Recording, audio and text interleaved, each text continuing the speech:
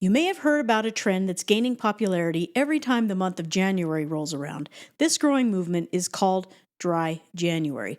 What it is, essentially, is a time where people give up alcohol for the first month of the year. January seems to be a popular time for people to reflect on the past year and get oriented for the year to come. Sometimes the gateway to clarity can be found by getting rid of that booze brain and going alcohol-free for at least the first month of the year. Hello, everyone. My name is Jess. Join me as we explore in depth why someone, possibly you who is watching, might want to consider participating in Dry January. So let's get started.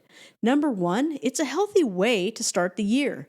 Most of us can agree that the holidays are a time of indulgence, not just in alcohol consumption, but in a lot of sugary, carb-loaded foods. We feel really icky and bloated a lot of times. So giving our internal organs a break isn't really a bad idea. We can give time to allow these brains and bodies of ours to reset, detox a bit, and regain some equilibrium. Number two, it is a time to reevaluate your relationship with alcohol. Most people want to start the new year on the right foot. This doesn't mean you have to have a New Year's resolution, but it's a great time to approach the year with some clarity. For some people, that means January is a great time to reflect on their drinking habits. Self-inquiry could include asking yourself questions like, why do I drink and what effect does it have on my life? Does it affect my attitude? Does it affect my physical health? Does it affect my mental health? And does it affect my relationships? And most importantly, how does it affect my self-worth? How does it make me feel about myself? Now, committing to abstinence during the month of January, or any month for that matter, is helpful for gaining these very valuable and personal insights. Number three, for better sleep and mental clarity. One thing I know from experience is the effect that alcohol has on the quality of sleep you get and mental clarity. Many people have reported that when they took a break from alcohol, they experienced improved sleep patterns. They also found that they are more alert throughout the day and they can concentrate on things a whole lot easier. Instead of waking up in the fog of alcohol brain, they're feeling refreshed and mentally sharp. It's a much more pleasant way to start the day. Number four, putting attention on new things. Now, when alcohol isn't the center of your attention, you'll find that a lot of your energy can be directed towards new things, or maybe even things that you used to enjoy but lost interest in due to the effects of drinking.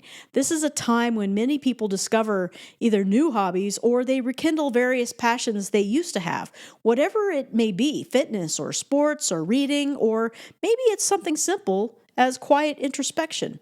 Maybe you are taking on an endeavor that is going to require your full attention and all of your energy. And for some people, when alcohol is just out of the picture, they are surprised at what their clear-minded potential unfolds as. Number five, to recover financially. Now, one thing people don't like to acknowledge is just how much an alcohol habit costs. Whether you're drinking at home or you're drinking at the bar, it adds up to a lot of money that's not in your bank account, and you really have nothing to show in exchange for all that money spent.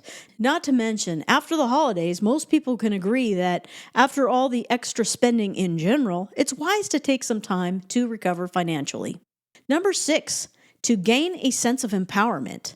Now, completing Dry January, or any month, can provide a sense of accomplishment. It's self-assuring to know that you can do it, that you can live without alcohol if you choose to.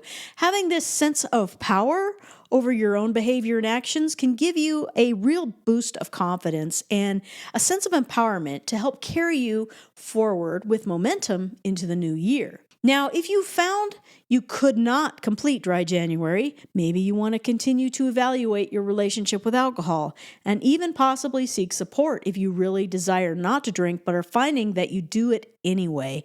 It's all very personal and something that only you can determine by asking yourself those deep questions and answering honestly. I know this from my own struggles to quit alcohol. Number seven, to discover more authentic relationships.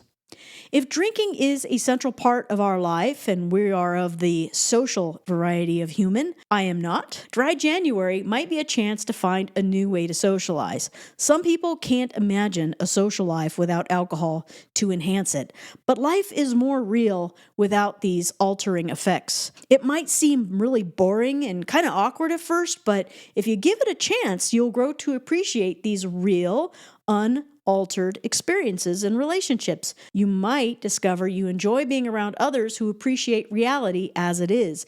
And most important, you might learn to like and enjoy yourself more, just as you are. Number 8, health and weight benefits. Now, as I touched on earlier, if we want to lose some poundage and feel better, abstaining from alcohol for a while can really help a lot. Most alcohol is really high in calories, so if you aspire to shed a few pounds and get rid of some bloat, completing dry January or any month of abstinence can help you get on track. Number 9, it's a test of your will.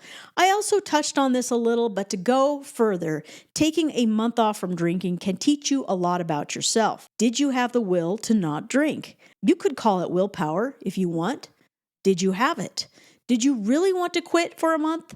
Or was it just kind of a loosely held aspiration because maybe deep down you didn't really believe you could do it?